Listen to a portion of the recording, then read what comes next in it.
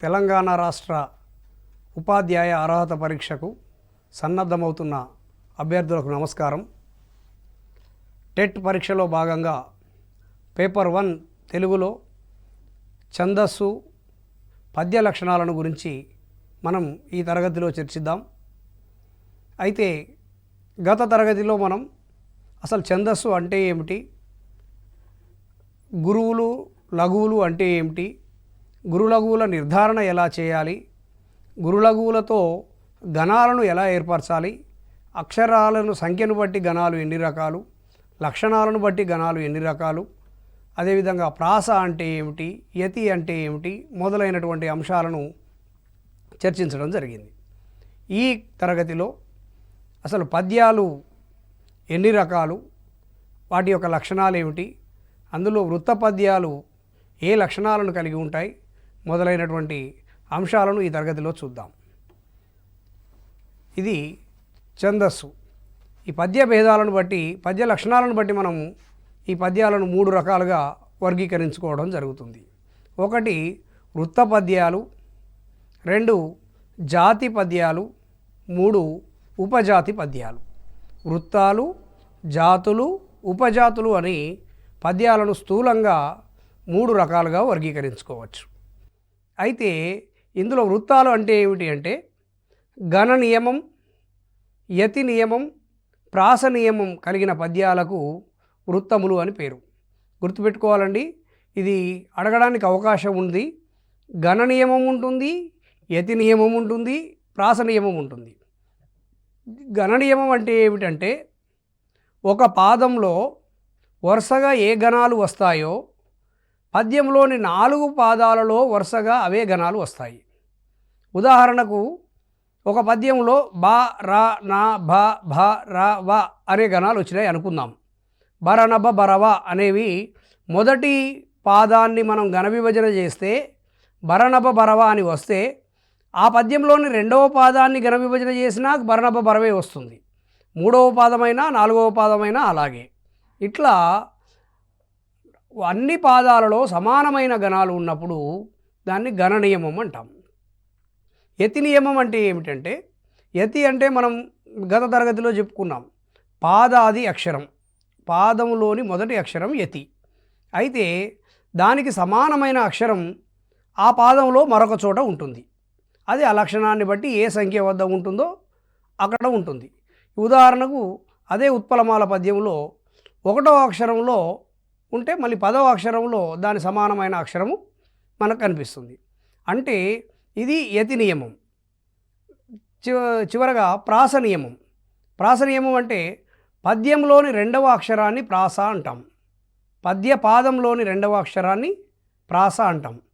ఒక పాదంలో 2వ అక్షరం ఏదైతే ఉంటుందో 4 పాదాలలో అదే హల్లు ఉన్నట్లయితే దాన్ని ప్రాస నియమం అంటాం. ఇట్లా గణ నియమం, యతి నియమం, ప్రాస నియమం ఈ 3 కలిగిన పద్యాలకు వృత్త పద్యాలు అని పేరు. ఇవి మనకు 10వ తరగతి స్థాయిలో చాలా వృత్త పద్యాలు ఉంటాయి. వృత్తాల్లో విశేష వృత్తాలు అనేకం ఉంటాయి. కానీ మనకు మన సిలబస్ అనుసరించి పాఠశాల స్థాయిలో మనకు పరిచయం అయ్యే పద్యాల్లో ఉత్పలమాల, చంపకమాల, మత్తేబం, శార్దూలం ఇవి సాధారణంగా కనిపిస్తాయి. అరుదుగా మత్త కోకిల కూడా కనిపిస్తుంది. 9వ తరగతిలో మనకు ఒక చోట మత్త కోకిల పద్యం కూడా కనిపిస్తుంది. అంటే నేను అనేది ఏమిటంటే ఈ వృత్తాలు మాత్రం తప్పకుండా అభ్యర్థులు సంపూర్ణమైనటువంటి అవగాహన కలిగి ఉండవలసినటువంటివి. ప్రత్యేకించి టెట్ 1 అభ్యర్థులకు జాతి ఉపజాతి పద్యాల కంటే కూడా వృత్త పద్యాల మీద ఎక్కువగా కాన్సన్ట్రేట్ చేసే అవకాశం ఉంటుంది. కాబట్టి మనకు 8వ తరగతి స్థాయిలో ఇవి పరిచయం అవుతాయి. కాబట్టి వీటి మనం ఎక్కువగా అధ్యయనం చేయాల్సి ఉంటుంది. వృత్తాల తరువాత జాతులు. ఈ జాతి పద్యాలు, ఈ జాతి పద్యాల్లో ఏముంటుంది అంటే గణ నియమం లేకుండా కేవలం యతి ప్రాస నియమాలు కలిగి ఉండేవి జాతి పద్యాలు. ఎందుకంటే 1వ పాదంలో ఏ గణాలైతే వస్తాయో అవే గణాలు 2వ పాదంలోనూ 3వ పాదంలోనూ రావాల్సిన అవసరం లేదు. కాకపోతే ప్రాస నియమం మాత్రం తప్పకుండా ఉంటుంది. అదేవిధంగా యతి నియమం కూడా తప్పకుండా ఉంటుంది. ఇది జాతి పద్యాల యొక్క లక్షణం. గణ నియమం లేదు. యతి నియమం, ప్రాస నియమం ఉంటాయి. ఇవి మనకు ప్రధానంగా కనిపించేటటువంటి జాతి పద్యాల్లో కందం, ద్విపద పద్యాలను మనం గమనించవచ్చు. కంద పద్యంలోను ద్విపద పద్యంలోనూ ప్రాస నియమం ఉంటుంది, యతి నియమం ఉంటుంది. అయితే ద్విపదలో కొన్ని చోట్ల ప్రాస నియమం కనిపించదు. ఆ ప్రాస నియమం లేని ద్విపదను మంజరీ ద్విపద అంటాం. అది ఉపజాతిలోనికి వస్తుంది. మంజరీ ద్విపదలో ప్రాస నియమం ఉండదు. ఇవి జాతి పద్యాలు. ఇక ఉపజాతి పద్యాలు, ఇందులో గణ నియమము ఉండదు, ప్రాస నియమం కూడా ఉండదు. కేవలం యతి నియమం మాత్రమే కలిగిన పద్యాలను ఉపజాతి పద్యాలు అంటారు. గణ నియమము ప్రాస నియమం లేకుండా, అంటే సమానమైనటువంటి అవే ముందు ఏ గణాలైతే వచ్చినాయో అవే అక్షరాలు రెండవ పాదంలో, మూడో పాదంలో, నాలుగో పాదంలో రావాల్సిన అవసరం లేదు. ప్రాస నియమం అంటే రెండవ అక్షరం ఒకే విధంగా ఉండవలసిన అవసరం కూడా లేదు. అట్లా లేకుండా ఉండే పద్యాలని మనం ఉపజాతి పద్యాలు అంటున్నాం. ఇందులో మనకు ప్రధానంగా ఆటవెలది, తేటగీతి, సీస పద్యాలు మనం గమనించవచ్చు. ఇవి ఉపజాతి పద్యాలు. ఇట్లా ఇందులో కూడా మనకు ప్రశ్న అడిగే సరళి కూడా కేవలం యతి నియమం మాత్రమే కలిగిన పద్యము, జాతి, ఉపజాతి, వృత్తము ఏది కాదు, ఈ రకమైనటువంటి ప్రశ్నలు ఇచ్చే అవకాశం ఉంటుంది. అంటే గణ, ప్రాస, యతి నియమాలు 3 ఉంటేనేమో వృత్తపద్యం, గణ నియమం లేకుండా ప్రాస, యతి నియమాలు ఉంటేనేమో జాతి పద్యం, కేవలం యతి నియమం మాత్రమే కలిగిన పద్యాలు ఉపజాతి పద్యాలు. ఇది అభ్యర్థులు గుర్తుంచుకోవాలి. ఇక వృత్త పద్యాల గురించి చూద్దాం. ఈ వృత్తాలలో ప్రధానంగా మనకు కనిపించేది ఉత్పలమాల. దీన్ని కలువ పూల దండ అంటాం. ఉత్పలమాల అనే దానికి అర్థం. అయితే ఈ పద్యంలో మనకు 4 పాదాలు కనిపిస్తాయి. ఉత్పలమాలలో 4 పాదాలు ఉంటాయి. 4 పాదాలు అంటే 4 లైన్లు అంతే. 4 పాదాలు ఉంటాయి. ప్రతి పాదం నందు భర, నభ, భరవ అనే గణాలు వరుసగా వస్తాయి. అంటే పద్యం మనం రాసేటప్పుడు కూడా ఎక్కడికి పడితే అక్కడికి రాసి మిగిలింది ఇంకొక లైన్గా రాయడానికి వీల్లేదు. దాంట్లో ఎన్ని గణాలు ఉండాలనో ఆ పాదంలో అన్ని గణాల తర్వాతనే రెండవ పాదం ప్రారంభమవుతుంది. అట్లా మొదటి పాదంలో బ, ర, న, బ, బ, ర, వ ఈ గణాలు వరుసగా వస్తాయి. ఇందులో బ, ర, న, బ, బ, ర వరకు అన్ని 3 అక్షరాల గణాలు. చివరికి మాత్రం ఒక లఘువు గురువు మిగులుతుంది కాబట్టి అది వగనం. లఘువు గురువు మాత్రమే మిగులుతుంది కాబట్టి అది వగనం. అట్లా ఈ బర, నభ, బరవ అనే గణాలు వరుసగా వస్తాయి. పదవ అక్షరం యతిమైత్రిగా ఉంటుంది. పదవ అక్షరం యతి అంటే ప్రతి పాదంలో మొదటి అక్షరం ఏది ఉంటుందో పదవ అక్షరం కూడా దానికి సమానమైన పదం ఉంటుంది. ఉదాహరణకు కా ఉందనుకోండి, అక్కడ కా మొదటి అక్షరంలో కా ఉన్నంత మాత్రాన పదవ దాంట్లో కేవలం కా మాత్రమే ఉండాల్సిన అవసరం లేదు. కా ఉండొచ్చు, గా కూడా ఉండొచ్చు. అంటే అందులో మనకు కక్క, గాఘాల్లో ఏ అక్షరమైనా కాకు యతిమైత్రి కుదురుతుంది. అట్లా ఆ యతిమైత్రి అక్షరం ఎప్పుడైనా 1వ అక్షరం ఏది ఉంటుందో దానికి సమానమైన అక్షరం మనకు 10వ అక్షరంగా ఈ ఉత్పలమాలలో కనిపిస్తుంది.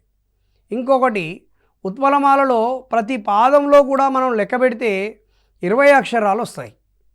20 అక్షరాలు వస్తాయి. అట్లా 4 పాదాలలో కూడా 20 అక్షరాలతో ఉంటుంది. ఇక చివరగా ప్రాస నియమం ఉంటుంది. తప్పకుండా మొదటి పాదంలో 2వ అక్షరం ఏదైతే ఉంటుందో తర్వాత పాదంలో ఆ 2వ అక్షరం అదే ఉంటుంది. 3వ పాదంలో కూడా అదే ఉంటుంది. 4వ పాదంలో కూడా అదే హల్లు ఉంటుంది. ఇక్కడ హల్లు మాత్రం ప్రాస నియమంలో హల్లు మాత్రం ఒకే విధంగా ఉంటుంది, కానీ దాంట్లో ఉన్నటువంటి అచ్చు మారవచ్చు.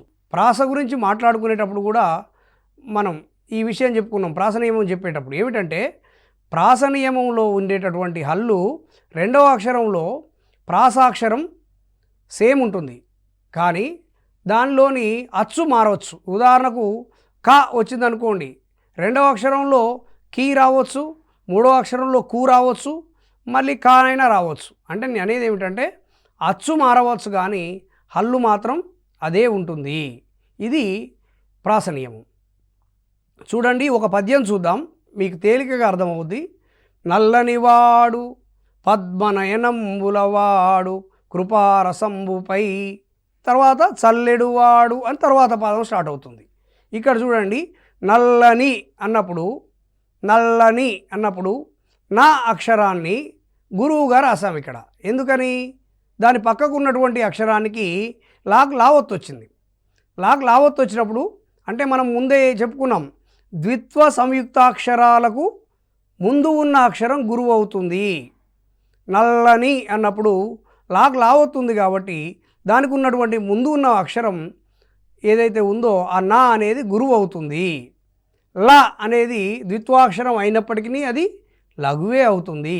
ని దీనికి దీర్ఘం లేదు, సున్నా లేదు, ఇది తప్పకుండా లఘువే అవుతుంది. నల్లని అన్నప్పుడు గురువు లఘువు వచ్చింది. ఇక్కడికి ఒక విభాగం చేసుకున్నట్లయితే గురువు లఘువు మనకేమవుతుంది? 3 అక్షరాల గణాల్లో భగనం, ఆది గురువు ఉన్నది భగనం అని చెప్పుకున్నాం కాబట్టి ఇది భా. తర్వాత వాడు పద్మనయనంబుల, వా అన్నప్పుడు దీర్ఘం ఉంది కాబట్టి గురువు. డు అనేది దీర్ఘం లేదు, సున్నా లేదు కాబట్టి అది లఘువు అవుతుంది. పద్మనయనంబుల వాడు అన్నప్పుడు అన్నప్పుడు ద్మా అనేది సంయుక్తాక్షరం అవుతుంది కాబట్టి దానికి ముందు ఉన్నటువంటి పా గురువు అవుతుంది. వాడు పద్మలో పా గురువు అంటే గురువు లఘువు గురువు, ఇది రగనం అవుతుంది. మొదటిది భగనం అవుతుంది, రెండవది రగనం అవుతుంది బా రా. మూడవది పద్మనయ అన్న కాడ ద్మ అనేదానికి ఒత్తున్నప్పటికీ దానికంటే ముందుది గురువు అయింది, అది మాత్రం లఘువే అవుతుంది. తర్వాత నా అనేది లఘువే అవుతుంది, య అనేది కూడా లఘువే అవుతుంది. 3 లఘువులు ఉన్నాయి కాబట్టి అది నగనం.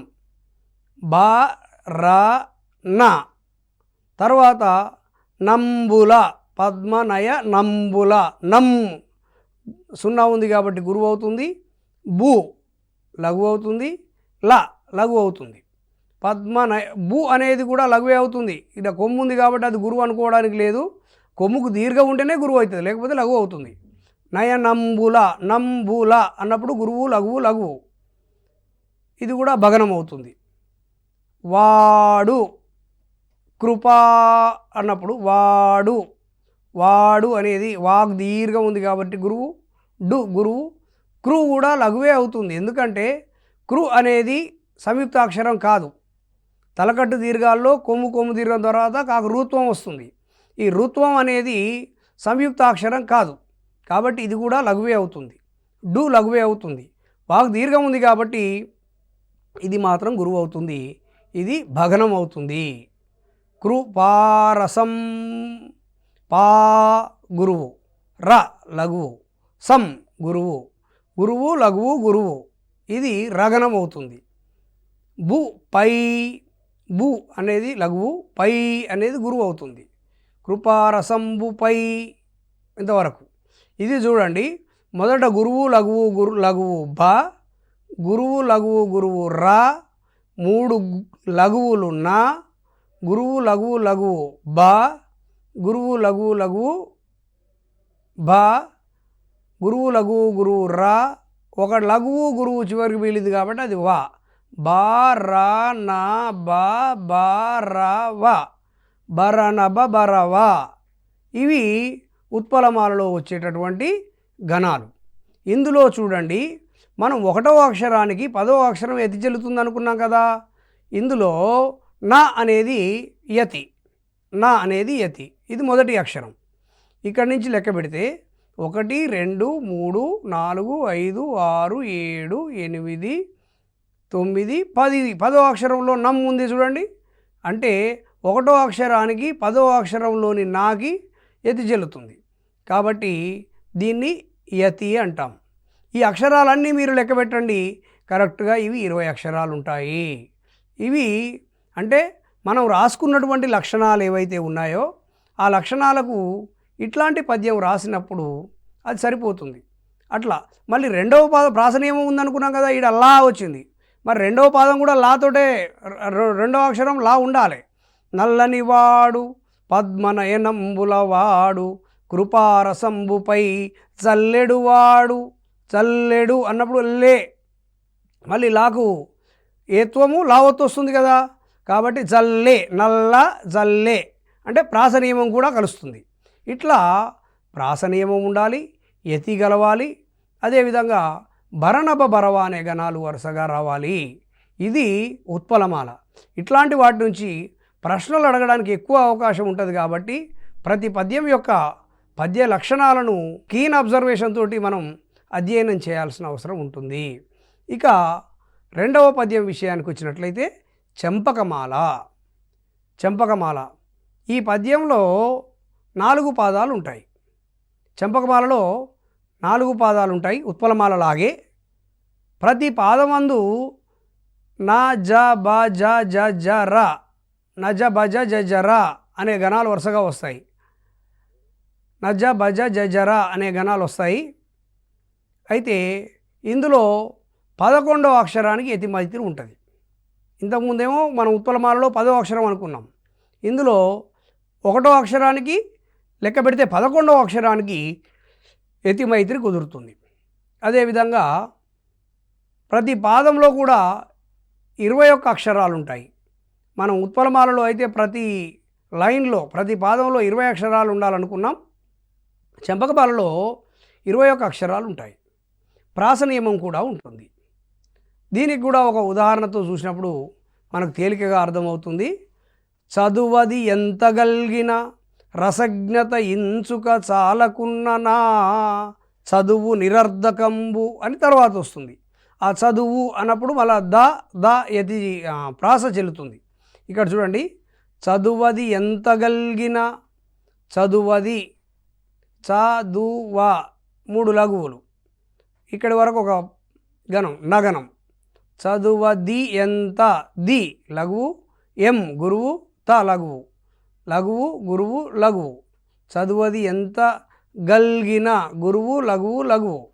చదువది ఎంత గల్గిన రసజ్ఞత, ర లఘువు అవుతుంది, సా గురువు అవుతుంది. ఎందుకంటే జ్ఞ అనేటటువంటి సంయుక్తాక్షరానికి ముందుంది కనుక సా గురువు అవుతుంది, జ్ఞ లఘువు అవుతుంది, త లఘువు అవుతుంది. ఇన్సుక ఇం గురువు అవుతుంది, 0 ఉంది కనుక చు లఘువు, క లఘువు. చాలకున్న నా, చాలకున్న నా, చా గురువు, ల లఘువు, కు గురువు అవుతుంది. ఎందుకంటే దానికంటే ముందున్న అక్షరం ద్విత్వాక్షరం కనుక ముందుంది గురువు అవుతుంది.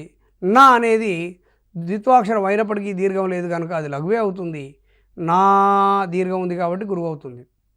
ఇక్కడ మొదటి 3 నా అంటే 3 లఘువులు వస్తున్నాయి కాబట్టి నా, లఘువు గురువు లఘువు జ, తర్వాత లఘువు గురువు లఘువు జ, గురువు లఘువు లఘువు బ, నా జ బ నా జ బ జ జ జ ర అనే గణాలు వరుసగా వస్తాయి. ఇందులో మరి గణాలన్నింటినీ కూడా కరెక్ట్గా విభజన చేసుకొని మీరు చూడండి. నా జ బ జ జ జ ర అనే గణాలు వరుసగా వస్తాయి. ఇందులో కూడా 1వ అక్షరానికి 11వ అక్షరం లెక్క పెట్టండి. ఈ చ అనే దానికి 1 2 3 4 5 6 7 8 9 10 11వ అక్షరం సా వచ్చింది. ఇప్పుడు చాచా జజ్జలకు చ అనే అక్షరానికి చాచా జజ్జ స ష సా ఈ అక్షరాలకు యతి చెల్లుతుంది. అంటే వాటి సమానమైన అక్షరాలు అనుకున్నాం మనం, అదే అక్షరం రావాలనుకోలేదు. కాబట్టి చ అనే అక్షరానికి సా అనే అక్షరం కూడా యతి చెల్లుతుంది. కాబట్టి 1వ అక్షరానికి 11వ అక్షరం యతి చెల్లుతుంది. ఇది చెంపకమాల. ఇది చెంపకమాల. చెంపకమాలలో ఒక్కటే చెంపకమాల, ఉత్పలమాల దాదాపుగా దగ్గరి లక్షణాలు కలిగి ఉంటాయి. ఇందులో భరణభ భరవ నజభజ ఒక గణం తేడాతోటి మొదటి గణం కొంచెం మారిస్తే అది మనకు భరణభ భరవ గణాలు వస్తాయి. అంటే చదువదిలో చదువు బదులుగా ఒక దీర్ఘాక్షరం వేసిర్రు అనుకోండి, మొత్తం పద్యం అంతా ఉత్పలమాల పద్యం అయిపోతుంది. అంటే అంత లోతుగా అభ్యర్థులను ప్రశ్నలు అడగకపోవచ్చు, కానీ చెంపకమాలకు ఉత్పలమాలకు దగ్గరి సంబంధం కలిగి ఉంటుంది. శార్దూలం. శార్దూలం ఈ శార్దూలం పద్యం నడక వేగంగా ఉంటుంది, అంటే పెద్ద పులి లాంటి నడక కలిగి ఉంటుంది అని అంటారు. అయితే ఈ పద్యం నందు 4 పాదాలు ఉంటాయి. ఇది ప్రతి పాదంలో కూడా మా, స, జ, స, త, త, గ, మా, స, జ, స, త, త, గ, మస, జస, త, త, గ అనే గణాలు వరుసగా వస్తాయి. 13వ అక్షరం యతి మైత్రి చెల్లుతుంది. 13వ అక్షరం యతి మైత్రి చెల్లుతుంది. ప్రతి పాదంలో కూడా 19 అక్షరాలు ఉంటాయి. అంటే ఇంతకుముందు మనం చెప్పుకున్నప్పుడు ఉత్పలమాలలో 20 అక్షరాలు అనుకున్నాం, చెంపకమాలలో 21 అక్షరాలు అనుకున్నాం. అదేవిధంగా మళ్ళీ శార్దూలానికి వచ్చేసరికి 19 అక్షరాలు అవుతాయి. ఇవి మనకు ప్రతి పాదంలో ఉండే అక్షరాల సంఖ్య. యతిమైత్రి చూసినప్పుడు కూడా ఉత్పలమాలలో 10వ అక్షరం అనుకున్నాం, చెంపకమాలలో 11వ అక్షరం అనుకున్నాం, శార్దూలంలో 13వ అక్షరం అవుతుంది. ఇవన్నీ కూడా కంపారిటివ్లీ ఒక తులనాత్మకంగా వాటిని గుర్తుపెట్టుకున్నప్పుడు దేంట్లో ఏ అక్షరం యతిమైత్రి ఏ పద్యంలో అనేది గుర్తుంచుకోవాలి. ఎందుకంటే కన్ఫ్యూజ్ అవుతే మళ్ళీ ఎందుకంటే మీకు ఇచ్చే ఆప్షన్స్లో కూడా 10వ అక్షరం ఇస్తాడు. ఇప్పుడు శార్దూలం యతిస్థానం 10, 11, 13, 14 ఏవైతే ఉన్నాయో అవే ఇస్తాడు. అందులో ఇదా అని కన్ఫ్యూజ్ కాకుండా ఉండాలంటే ఉత్పలమాలలో ఏమొస్తుంది, తర్వాత సీక్వెన్స్లో చెంపకమాలలో ఏమొస్తుంది, శార్దూలంలో ఏమొస్తుంది, మత్యపంలో ఏమొస్తుంది, ఇట్లా గుర్తుపెట్టుకోవాలి. అట్లా గుర్తుపెట్టుకున్నప్పుడు ఆ నంబర్లు మనకు తేలికగా గుర్తుండిపోతాయి.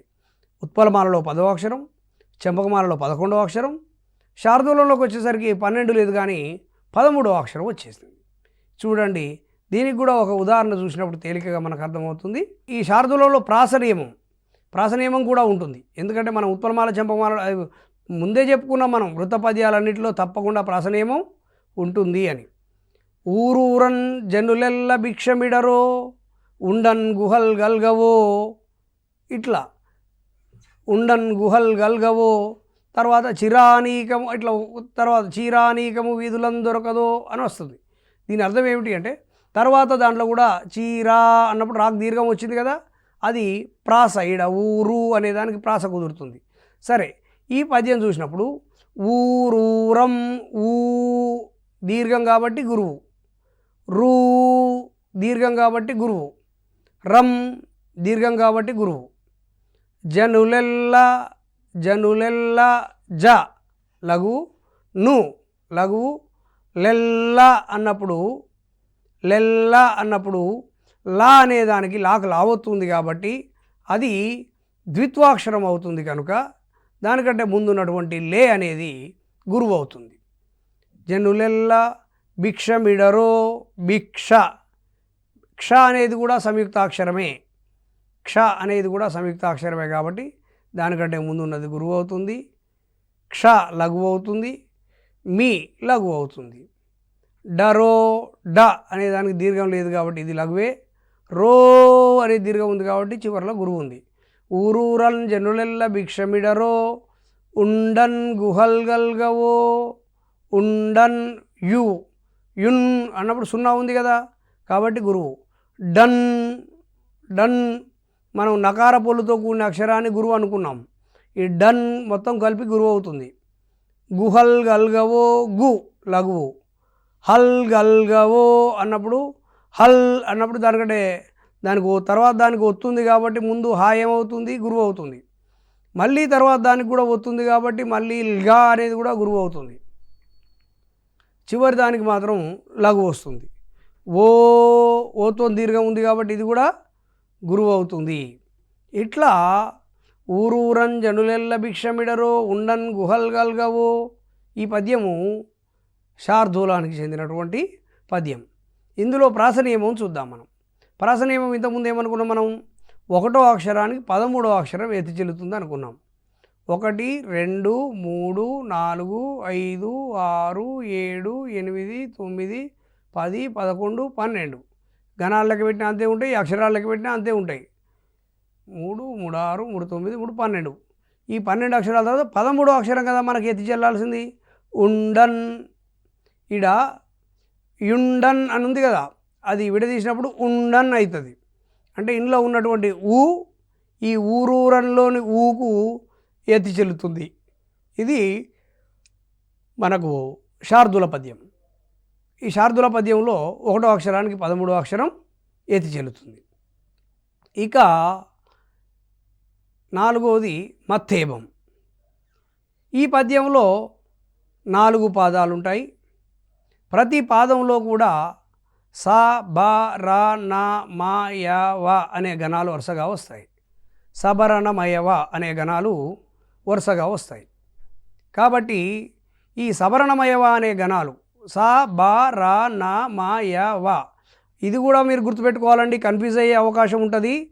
మొదటి దాంట్లో ఉత్పలమాల భరణబరవ, చంపకమాల నజభజ జజర, శార్దూలము మసజస తతగా, మత్తేబము సబరణమయవ. ఈ గణాలు అవసరమైతే నోట్స్లో ఒకచోట రాసుకొని వాటిని జాగ్రత్తగా గుర్తుపెట్టుకోవాలి. ఎందుకంటే ఇందులో దేని గణాలు ప్రశ్నగా అడిగినా ఆప్షన్స్గా ఇవి మొత్తం ఇచ్చే అవకాశం ఉంటుంది. నజభజ జజర, సబరణమయవ, మసజస్తగా, భరణబరవ, ఇవే ఆప్షన్స్ ఇచ్చే అవకాశం ఉంటుంది. మరికొన్నిసార్లు అభ్యర్థులను కొంత కన్ఫ్యూజ్ చేయడం కోసం ఈ సబరణమయవాలోనే అక్షరాలను ఇటుదటుగా అటుదిటుగా కూడా ఇప్పుడు సాబారానా యామవా అని కూడా ఇవ్వచ్చు. అట్లా ఇచ్చినప్పుడు మనం ఏమనుకుంటామంటే సాబారానా వరకు కనపడగానే ఓహో ఇది కరెక్టే అనుకొని తొందరపాటున పెట్టే ప్రమాదం ఉంటుంది. కాబట్టి మనం ఆప్షన్స్ అతి జాగ్రత్తగా చదవాలి, సీక్వెన్స్ కరెక్ట్గా ఉన్నాయా అక్షరాలు అనేది చూసుకోవాలి. అట్లా సబరణమయవా అనే గణాలు మనకు మత్తేబంలో వస్తాయి. తర్వాత దీంట్లో 14వ అక్షరం యతిమైత్రి. మనం ఇంతకుముందే మాట్లాడుకున్నాం. 1వ ఉత్పలమాలలోనేమో 10వ అక్షరం యతిమైత్రి, చంపకమాలలోనేమో 11వ అక్షరం యతిమైత్రి, శార్దూలంలోనేమో 13వ అక్షరం యతిమైత్రి.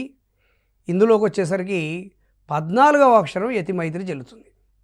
ఇందులో ప్రతి పాదంలో 20 అక్షరాలు ఉంటాయి. ఇక్కడ పొరపాటు పడిందండి, గణాలు కాదు, 20 అక్షరాలు ఉంటాయి. ప్రతి పాదంలో కూడా 20 అక్షరాలు ఉంటాయి.